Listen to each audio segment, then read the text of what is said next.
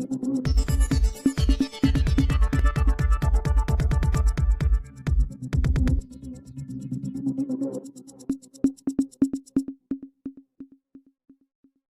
Deodar highway પર car અને bike વચ્ચે અકસ્માત સર્જાતા બે વ્યક્તિઓ ઘાયલ।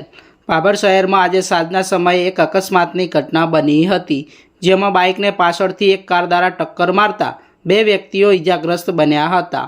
આ ઘટના બસ સ્ટેન્ડ પાસે આવેલ પેટ્રોલ પંપની સામે બની હતી।